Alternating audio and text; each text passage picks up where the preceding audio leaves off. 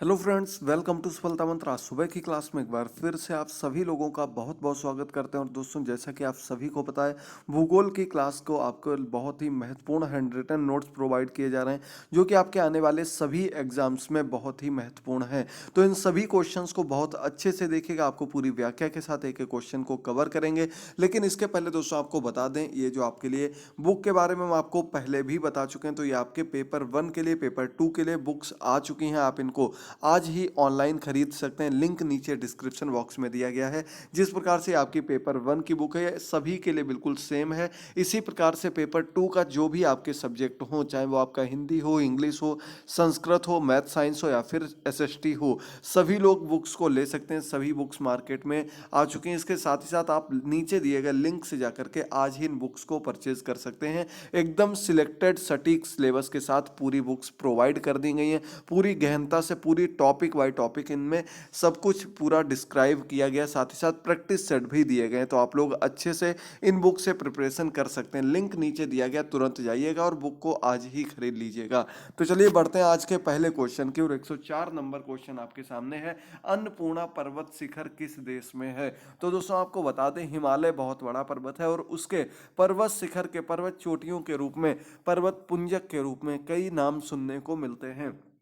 उसी में आज एक नया नाम जुड़ जाता है, जिसका नाम है अन्नपूर्णा पर्वत शिखर, जो कि नेपाल देश में स्थित है। इसका जो ओरिजिन देश है और पर्वत का नाम रखा गया अन्नपूर्णा पर्वत शिखर, या अन्नपूर्णा पर्वत वन के रूप में भी इसको जाना जाता है। सेकंड नंबर क्वेश्चन की ओर बढ़ते हैं और अगला क्वेश्चन आपके सामने है कि भारत के किस राज्य में गोंडवाना कोयला क्षेत्र है? तो दोस्तों आपको बता दें कि प्राचीन समय से जो आपका जिला आता है, वो आपका आता है मध्य प्रदेश में। वहीं से आपका गोंडवाना क्षेत्र प्रारंभ होता है, जो कि कोयले के रूप में, कोयले के खनिज के रूप में बहुत ही महत्वपूर्ण स्थान माना जाता है। इसलिए आंसर आपको मध्य प्रदेश मिलेगा। इसके अलावा पूर्ण रूप से अगर गोंडवाना क्षेत्र की बात की जाए तो आपका वेस्ट बंगाल हो गया, इसके बाद आपका झारखंड हो गया और आपका छत्तीसगढ़ हो गया। ये भी आपका गोंडवाना कोयला क्षेत्र के अंतर्गत आता है। तो इन सभी चीजों को बहुत ही अच्छे से समझिएगा, एक एक क्वेश्चन को याद करिएगा। निश्चित तौर पर आपकी एक सीट यहां से पक्की होकर ही।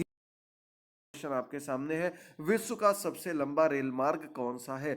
तो सबसे लंबे रेल मार्ग की जब बात की जाती है, वो भी विश्व के, तो ट्रांस साइबेरियन रेल मार्ग सबसे नंबर 1 पर आता है। और आपको इसके बारे में पहले भी बता चुके हैं। इसके साथ ही साथ आपने छोटी क्लासेस में इसके बारे में जरूर पढ़ा होगा। ट्रांस साइबेरियन रेल मार्ग जो कि कहाँ से कहाँ तक जाता, तो आपको बता दें, रूस का शहर है मॉस्को, और मॉस्को से निकलकर कहाँ जाता है, ये आपका नॉर्थ कोरिया का शहर है जिंगयांग, वहाँ तक जाता है। यानी कि लगभग 10,000 किलोमीटर, 10,000 किलोमीटर का एक क्षेत्र कवर करता है ट्रांस साइबेरियन रेल मार्ग, जो कि विश्व का सबसे लंबा रेल मार्ग माना जाता है। याद कर लीजिएगा। आगे बढ़ते हैं अगले क्वेश्चन पर। विश्व का सबसे लंबी सीमा वाला देश, यहां पर देखिए थोड़ा सा कंफ्यूजन पहले दूर कर देते हैं। तो यहां पर सीमा की बात की गई, भूमि सीमा की बात की गई, यानी कि जो भूमि की सीमा होती है, वो सीमा वाला सबसे लंबी सीमा वाला देश जो वो कनाडा है। साथ ही साथ कनाडा के साथ किसकी सीमा? यूएस की सीमा है। यानी कि यूएस कनाडा जो देश है, ये आपकी सबसे लंबी सीमा वाले देश के रूप में जाना जाता है। लेकिन जब इसमें हम जलीय सीमा सब कुछ जोड़ देते हैं, तो आपका आंसर बदल जाता है और चाइना आंसर हो जाता है। तो इन दोनों चीजों को समझिएगा और सटीक आंसर करिएगा। अगला क्वेश्चन आपके सामने है, सबसे बड़ा प्रायद्वीप कौन सा है? तो दोस्तों प्रायद्वीप की जब बात आती है, तो इसमें आंसर आपको करना अरेबियन प्रायद्वीप, अरब प्रायद्वीप इसका नाम है। अरेबियन पेनिनसिला प्रायद्वीप जो है, ये विश्व का सबसे बड़ा प्रायद्वीप माना जाता। प्रायद्वीप क्या होता? प्रायद्वीप वह क्षेत्र होता जो तीन ओर से पानी से घिरा घिरा हुआ हो। तीन ओर से पानी से घिरे हुए क्षेत्र को हम प्रायद्वीप का नाम देते हैं।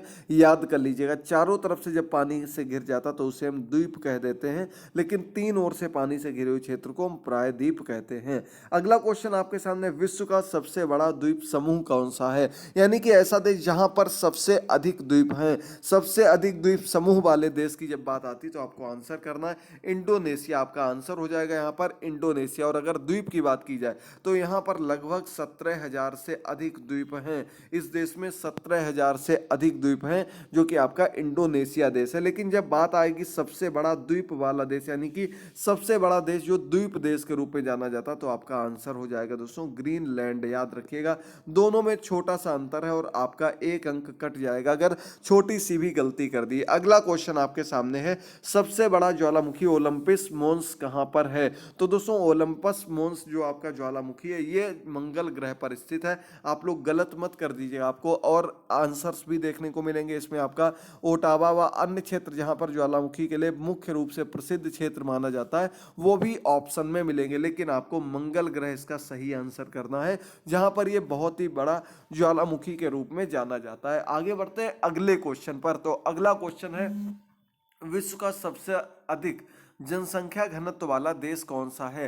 तो दोस्तों सर्वाधिक जनसंख्या घनत्व वाले देश की जब बात की जाती है तो सिंगापुर इसमें मुख्य रूप से प्रमुख देशों में नंबर 1 पर नाम जब रखा जाता है सिंगापुर का नाम रखा जाता है।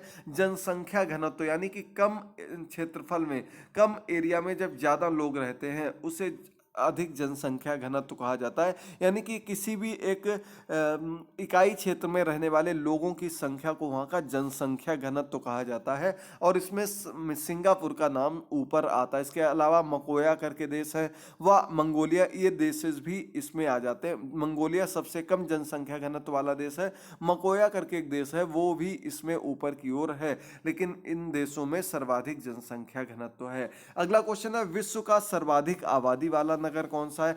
तो जिस महानगर में सबसे अधिक आबादी है, ऐसे महानगरों की सूची में नंबर 1 पर आ जाता है आपका टोक्यो देश, जो कि आपके जापान में स्थित है। जापान की राजधानी के रूप में जाना जाता है। लगभग 3.5 करोड़ से अधिक लोग यहाँ पर रहते हैं।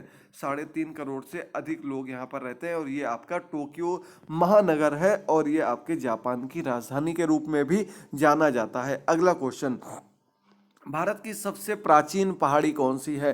तो दोस्तों भारत के अलावा विश्व की भी जब सबसे प्राचीन पहाड़ियों या पर्वत श्रृंखलाओं की बात की जाती है तो उसमें अरावली की पहाड़ियों को सबसे प्राचीन पहाड़ियों की श्रेणी में रखा जाता है। और भारत की तो सबसे प्राचीन पर्वत श्रृंखला पहाड़ियों में अरावली का नाम सबसे ऊपर रखा जाता, तो सबसे प्राचीन पहाड़ी के रूप में हम अरावली की पहाड़ियों को जानते हैं। अगला क्वेश्चन आपका इसी से संबंधित है, लूनी नदी कहाँ गिरती है? तो दोस्तों जब आपसे पूछा जाए कि ऐसी कौन सी नदी है जो किसी सागर या महासागर में नहीं गिरती, तो आप लोग क्या आंसर देंगे? लूनी नदी आंसर देंगे, क्योंकि ये एकमात्र ऐसी नदी है जो कि कच्छ के रण में, गुजरात के कच्छ के रण में जाकर के विलुप्त हो जाती है। ये किसी सागर में, समुद्र में नहीं गिरती है। लूनी नदी निकलती कहाँ से है? तो आपको बता दें दोस्तों, राजस्थान में अजमेर के पास से निकलती है।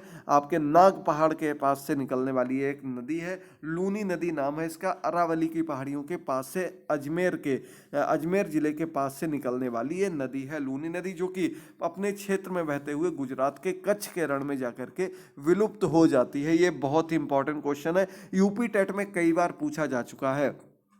कोसी नदी हो गई और लूनी नदी हो गई, यहाँ से 1 नंबर का क्वेश्चन आपको जरूर देखने को मिलता है। अगला क्वेश्चन, प्राचीन प्रसिद्ध भौगोलिक ग्रंथ किताब उल हिंद के लेखक कौन है? तो दोस्तों भौगोलिक ग्रंथ है, इसका नाम है किताब उल हिंद। इसे यात्रा वृत्तांत के रूप में भी जाना जाता है, भारत के बारे में दर्शाया गया, और ये अल वरुनी इसके रचनाकार है। अल वरुनी ने इसकी रचना लगभग 1100 शताब्दी के आसपास की थी।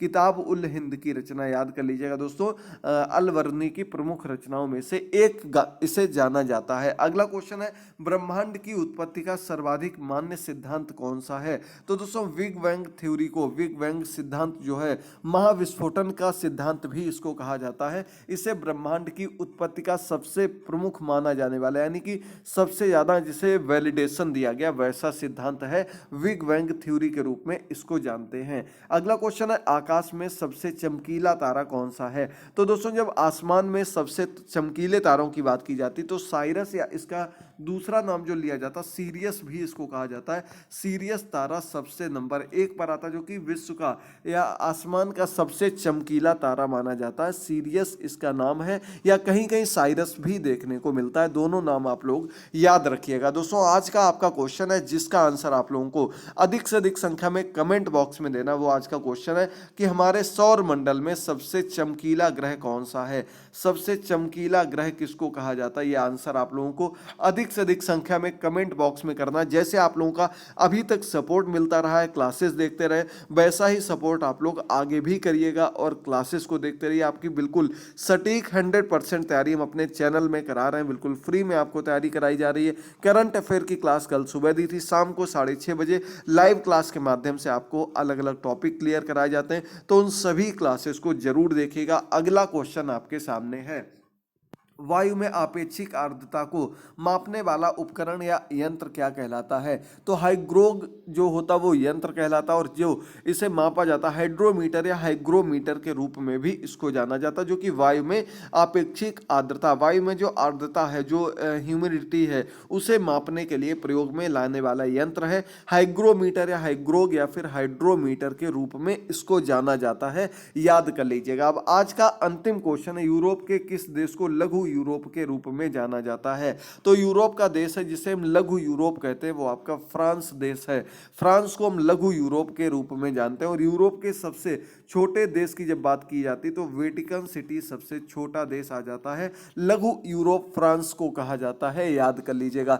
तो दोस्तों आज के सभी क्वेश्चंस कंप्लीट होते हैं। उम्मीद करते हैं आज की क्लास आपको पसंद आई होगी। ये सभी क्वेश्चंस आपको याद हो गए होंगे। आप सभी लोगों का सपोर्ट मिलता रहता है, बहुत अच्छे अच्छे कमेंट तथा कॉल करके आप लोग बताते रहते हैं। इसके लिए बहुत बहुत धन्यवाद। अपना सपोर्ट बनाए रखिए। शाम को 6:30 बजे हमारी लाइव क्लास होती है, उसमें जरूर जुड़िएगा। मिलते हैं अगली क्लास में, तब तक के लिए थैंक यू दोस्तों। Goodbye, take care.